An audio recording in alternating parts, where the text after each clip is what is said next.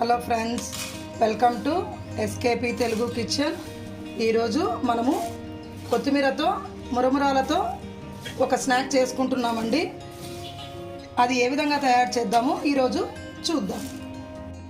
ఒక ప్యాన్ తీసుకొని 2 స్పూన్ల ఆయిల్ వేసుకోవాలి. అందులోకి 2 పచ్చిమిరపకాయల సన్నని తరుగు, 1 కప్పు సన్నని కొత్తిమీర తరుగు వేసుకొని ఒక 2 నిమిషాలు వేగనివ్వాలి.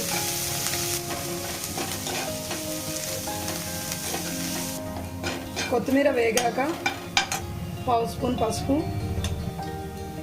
రుచికి సరిపడా సాల్ట్ వేసుకొని మరి ఒక 30 సెకండ్స్ వేగనివ్వాలి. తర్వాత బొరుగులండి మురమురాలు వేసుకోవాలి. వేసుకొని అంతా బాగా కలుపుకోవాలి.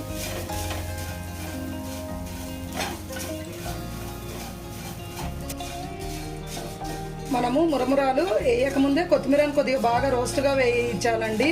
అలాగైతేనే ఇవి మంచి టేస్ట్ ఉంటాయి. మురమురాలు వేసినాక 2 నిమిషాలు బాగా వేగించి స్టవ్ కట్టేయండి. ఎంతో టేస్టీగా ఉండే కొత్తిమీర మురముర రెడీ. మీకు కనుక ఈ వీడియో నచ్చితే లైక్ చేయండి, షేర్ చేయండి, సబ్స్క్రైబ్ చేయండి.